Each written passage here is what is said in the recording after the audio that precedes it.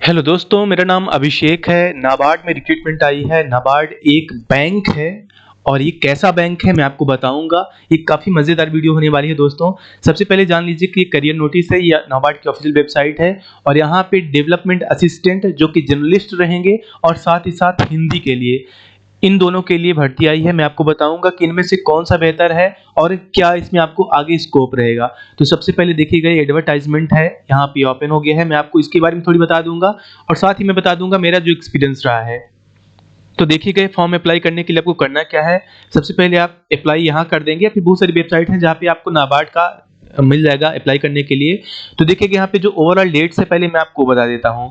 तो सबसे पहले जब फॉर्म स्टार्ट हुआ है अभी भरना, तो 15 सितंबर से हो गया है और 10 अक्टूबर तक रहेगा। और इसी डेट के बीच आपको पूरा का पूरा फी पेमेंट भी कर लेना है और साथ ही साथ आप इसका प्रिंट आउट भी रख लीजिएगा। बकाया आप यहाँ से रजिस्टर करके खुद को एंड देन फॉर्म भर सकते हैं। खुद से अगर आपको कोई दिक्कत जाए, जो भी ऑनलाइन सर्विस प्रोवाइडर रहे, कंप्यूटर सेंटर कहीं पे रहे आसपास, आप वहां पे जाके ये फॉर्म भरवा सकते हैं। आप सबसे पहले समझ लीजिए, जो बैंक है ना, ये कोई पब्लिक सेक्टर अंडरटेकिंग नहीं है। नाबार्ड आरबीआई जैसा है। जो रिजर्व बैंक ऑफ इंडिया है, जितना आपको सैलरी वहां मिलता है, आरबीआई मिलता है, उतना नाबार्ड में मिलता है। जब नाबार्ड आरबीआई से अलग हुआ था, तो जो आरबीआई के ऑफिसर्स एंड एम्प्लॉयज हैं, वही सारे के सारे नाबार्ड में आ गए थे। तो मतलब जो आपको वेतन भत्ते पक्ष मिलेंगे, वो सारे का सारा आरबीआई के बराबर मिलेगा। और आप जानते हैं कि आरबीआई कितनी बड़ी चीज है। तो जिस तरह से आप नॉर्मली कोई बैंक देखते हैं, जैसे यूनियन बैंक ऑफ इंडिया हो गया, बैंक ऑफ बड़ौदा हो गया, तो यहाँ पे आपको कम वेतन मिलेगा, कम आपको यहाँ पे सुविधाएं मिलेंगी। लेकिन जो नाबार्ड है, इसमें ज्यादा मिलेगा। और जितने भी आप पब्लिक सेक्टर अंडरटेकिंग देखते हैं, उसमें गवर्नमेंट का शेयर रहता है। गवर्नमेंट का जो शेयर रहेगा वो कुछ रहता है, जिसकी वजह से वो कहीं ना कहीं गवर्नमेंट के कुछ कंट्रोल में रहती है।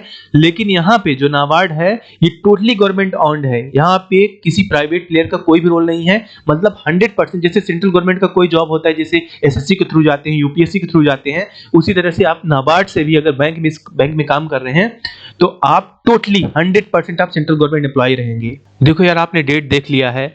जो इसका एग्जाम होगा, तो पहला फेज होगा 6 नवंबर को, प्रीलिम्स होगा, और जो मेंस रहेगा वो बाद में आपको वेबसाइट पे बता दिया जाएगा। अब देखिएगा, ये पोस्ट है और रिजर्वेशन है, आप देख लीजिए, मैं नहीं बताने वाला, आपको अच्छे से यहाँ पे दिख जाएगा। देखिएगा, जितना भी है सब में रिजर्वेशन फॉलो किया गया है। और इतने सारे स्टेट्स हैं, सभी स्टेट्स में अलग अलग जगह के लिए वैकेंसीज हैं और अलग अलग सभी कैटेगरीज के लिए रिजर्वेशन है। लाइक मध्य प्रदेश की बात करें, तो यहाँ पे टोटल 8 वैकेंसीज हैं। इस तरह से आप टोटल नंबर ऑफ वैकेंसीज देख सकते हैं। और वहीं पे जो डेवलपमेंट असिस्टेंट हिंदी के लिए है, तो हिंदी पे भी आप देख सकते हैं कि कौन कौन सी स्टेट में जगह आई है, आपको यहाँ पे पोस्टिंग मिलेगी। अब आगे बढ़ने से पहले चलिए हम क्वालिफिकेशन के बारे में देख लेते हैं, फिर मैं आपको बताऊंगा कि इसमें आपका स्कोप क्या रहेगा। लेकिन देखिएगा कि आप अगर इन दोनों में से किसी के लिए अप्लाई कर रहे हैं, तो आप किसी एक पोस्ट के लिए अप्लाई करेंगे। या तो आप डेवलपमेंट असिस्टेंट जो जर्नलिस्ट है सभी के लिए, उसके लिए कर सकते हैं, या डेवलपमेंट असिस्टेंट हिंदी के लिए, दो में से आप किसी के लिए कर सकते हैं अप्लाई। देखिएगा, एज लिमिट जो है, तो आप 21 साल कम से कम रहने चाहिए और 35 साल आप अधिकतम होने चाहिए। मतलब आपका जो जन्म है वो 2 सितंबर 1987 के पहले का नहीं होना चाहिए और 1 सितंबर 2001 के बाद का नहीं होना चाहिए। जो रिजर्व कैटेगरी है, लाइक एससी एसटी ओबीसी, इन सब के लिए छूट है। देखिएगा, 5 साल एससी एसटी के लिए और ओबीसी के लिए 3 साल। इसी तरह से अगर आप किसी इनमें फॉल कर रहे हैं, तो आप सबके लिए छूट रहेगा। एजुकेशनल क्वालिफिकेशन की बात करें, तो आपका जो जर्नलिस्ट के लिए रहेगा, असिस्टेंट जो रहेगा, उसमें आपके पास कोई भी बैचलर डिग्री होना चाहिए, ग्रेजुएट आप होने चाहिए। और अगर आप जनरल ओबीसी से हैं, तो आप 50% कम से कम परसेंटेज होना चाहिए। और बकाया से अगर आप बिलोंग करते हैं, एससी एसटी जितना भी आप देख रहे हैं, तो आप केवल पास भी अगर हैं, तो आप इसके लिए अप्लाई कर सकते हैं। वहीं पे जो डेवलपमेंट असिस्टेंट हिंदी के लिए है, तो इसमें आपका क्या रहेगा कि आपके पास डिग्री होना चाहिए। कि जरूरी नहीं है कि आप हिंदी और इंग्लिश किसी में आप डिग्री किए रहें, बल्कि आप हिंदी इंग्लिश दो इनमें से कोई मीडियम में आपका ग्रेजुएशन होना चाहिए। और साथ ही साथ ऐसी सब्जेक्ट होना चाहिए प्रत्येक जो सेमेस्टर है कि कम से कम उसमें आप ये भाषाएं पढ़े रहें, या फिर मैनली इनमें हिंदी और इंग्लिश अगर आपने ग्रेजुएशन किया है फिर भी चल जाएगा। तो ओवरऑल अगर आपके पास ग्रेजुएशन है और इसमें हिंदी इंग्लिश सब्जेक्ट है, तो आप इसके लिए अप्लाई कर सकते हैं। और देखिएगा, ये जो आपका लास्ट में ट्रांसलेट करने के लिए है कि आप एबल होना चाहिए हिंदी से इंग्लिश और इंग्लिश से हिंदी में ट्रांसलेट करने के लिए। तो ये देखिएगा, इसमें कोई भी आपसे डिप्लोमा वगैरह नहीं मांगा जा रहा है।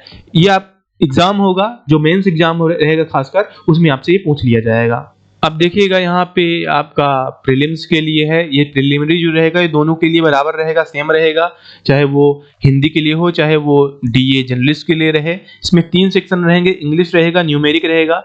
न्यूमेरिक जो है तो ये आपका मैथमेटिकल एबिलिटी रहेगा और साथ में रीजनिंग, ये 3 सब्जेक्ट्स रहेंगे। यहाँ पे कोई जीएस वगैरह नहीं आएगा।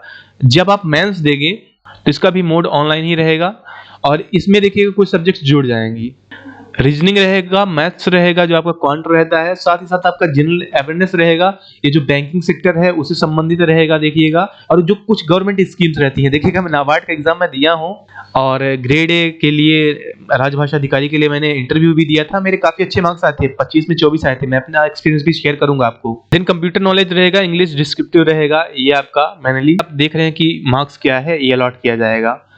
और साथ ही साथ यहाँ पे आप देख सकते हैं कि जो आपका डेवलपमेंट असिस्टेंट के लिए है हिंदी तो यहाँ पे आपका मैथ्स नहीं रहेगा, रीजनिंग रहेगा, इंग्लिश लैंग्वेज रहेगा और साथ ही साथ आपका रहेगा हिंदी का प्रोफेशनल नॉलेज। और मेंस में देखिएगा वही सारी चीजें हैं, बशर्ते आपको यहाँ पे मैथ्स की जगह पे स्पेशल जो आपको एक सब्जेक्ट मिल रही हिंदी मिल रही है। इंग्लिश डिस्क्रिप्टिव आप काफ़ी इसमें ध्यान दीजिएगा दोस्तों, इसमें आपका जो डेटा वगैरह है और मेरे जो मैं मेंस में नाबार्ड राजभाषा अधिकारी जो मेरा मेंस करा है तो मेरा डिस्क्रिप्टिव में कुछ कम हुआ था, बकाया जो पहला पेपर था तो उसमें तो मेरे 100 में 86.5 लगभग मार्क्स आए थे, काफ़ी अच्छे मार्क्स थे। लेकिन जो ऐसे प्रेसी राइटिंग, रिपोर्ट राइटिंग ये पूरा रहता है, इसमें हल्का मिस्टेक हो गया था। मतलब मैंने किया सही था लेकिन समझ नहीं आ रहा था कि मैं शायद डेटा गलत कुछ कर दिया था या फिर डेटा उतना अच्छे से नहीं दे पाया था। और ये भी जो आपका डिस्क्रिप्टिव रहेगा तो आप पेन पेपर नहीं रहेगा, आपको कंप्यूटर पे टाइप करना होगा, तो टाइपिंग स्पीड ज़्यादा मैटर नहीं करता, इसे आप आसानी से कर सकते हैं। ये इंग्लिश में ही आपको टाइप करना होगा आराम से, अगर 20-25 की आपकी स्पीड है इंग्लिश में तो आप आसानी से टाइप कर सकते हैं विद इन टाइम। देखिएगा एक लैंग्वेज प्रोफिशिएंसी टेस्ट भी होगा, ये इसलिए है कि आप जिस भी रीजन से भर रहे हैं, लाइक तमिलनाडु से भर रहे हैं, ये इसके लिए हिंदी के लिए नहीं है, ये बकाया के लिए है कि अगर आप उस रीजन से भर रहे हैं तो कम से कम आपको उस स्तर का, आपको वहाँ की भाषा का ज्ञान होना जरूरी है। और देखिएगा जो भी आपका एग्जामिनेशन रहेगा ये दोनों स्तर पे, ये हिंदी इंग्लिश दोनों बेस मीडियम पे रहेगा, जहाँ पे ओनली इंग्लिश सब्जेक्ट है वहाँ पे ओनली इंग्लिश में रहेगा, और अगर कोई हिंदी के लिए पर्टिकुलर है तो वहाँ पे केवल हिंदी में रहेगा। बकाया पूरा आपका प्रीलिम्स मेंस रहेगा। देखिएगा यहाँ पे जो सिलेक्शन प्रोसीजर है तो आपका प्रीलिम्स का कोई नंबर नहीं ऐड होगा, ये केवल क्वालिफाइंग बेस पे रहेगा, और जो आपका मेंस में मार्क्स रहेगा उसी के आधार पे जो ऑब्जेक्टिव रहेगा और डिस्क्रिप्टिव उन दोनों का जोड़ के आपका मेरिट तैयार हो जाएगी। यहाँ पे इंटरव्यू को कोई रोल नहीं है। सैलरी की बात कर लें यार, सैलरी मत पूछिए, 32,000 आपको देखने को मिल रहा है, बहुत ज़्यादा रहता है। अब चलिए मैं आपको कुछ और चीज़ें बता दूँ। ये जो आप जर्नलिस्ट देख रहे हैं ना, ये डेवलपमेंट असिस्टेंट, ये दोनों क्लरिकल जॉब है, मतलब आप क्लर्क रहेंगे। और 3 साल के बाद आप जो ग्रेड ए ऑफिसर रहता है, नाबार्ड ग्रेड ए ऑफिसर, आप उसके लिए एलिजिबल हो जाते हैं कि आप एग्ज़ाम दे लें, डिपार्टमेंटल एग्ज़ाम दे लें। और दूसरा तरीका रहेगा कि आप वैसे भी बन जाएंगे ग्रेड ए कुछ टाइम बाद, लेकिन आप 3 साल बाद एलिजिबल हो जाते हैं। और जो हिंदी रहता है डेवलपमेंट असिस्टेंट हिंदी, इसी से आप प्रमोट होकर राजभाषा अधिकारी बनते हैं। तो मैं राजभाषा अधिकारी के लिए इंटरव्यू दिया था, तो बाद में अगर आप डेवलपमेंट असिस्टेंट हिंदी की तैयारी कर रहे हैं तो आप यूट्यूब पे जाइए जिसमें आप वीडियो देख रहे हैं और सर्च करिए राजभाषा डिजिटल सॉफ्ट हब। यहाँ पे देखिए मेरी कई सारी वीडियोस हैं, और मैं बता रहा हूँ कि इससे बाहर आपको एक क्वेश्चन अगर देखने को मिल जाए हिंदी वाला सेक्शन जो राजभाषा से संबंधित है तो आप मुझसे फिर पूछिएगा। तो बाद में ये जो आपका रहेगा क्लरिकल जॉब रहेगा, लेकिन इसमें प्रमोशन के चांसेस बहुत अच्छे हैं। और अगर क्लरिकल कैडर की बात करें तो इसकी सैलरी काफ़ी शानदार है। कसम से मैं बता रहा हूँ कि जिसने एक बार नाबार्ड ज्वाइन कर लिया, चाहे क्लरिकल कैडर जिसे आप डेवलपमेंट असिस्टेंट बोलते हैं, या फिर चाहे आप ग्रेड ए के तौर पे किसी तौर पे जाएं, इसमें भी आप प्रमोट होकर ग्रेड ए बन जाएंगे। नाबार्ड ग्रेड ए जो ऑफिसर रहेगा, then grade B, then grade C, जैसा भी रहता है। ये काफी शानदार जॉब है और ये इंस्टीट्यूशन सबसे शानदार है। इवन मैं बोलता हूँ कि आरबीआई की इक्विवेलेंट है। इवन आपको यहाँ पे ज्यादा मजा आने वाला है। तो दोस्तों आप इसके लिए अप्लाई करिए, आप इसके लिए तैयारी करिए। अगर आपको कोई भी दिक्कत जाए आप हमसे आस्क करिएगा, मेरा कुछ एक्सपीरियंस है मैं आपको शेयर करता रहूंगा। आपने जरूर बनेगा। धन्यवाद।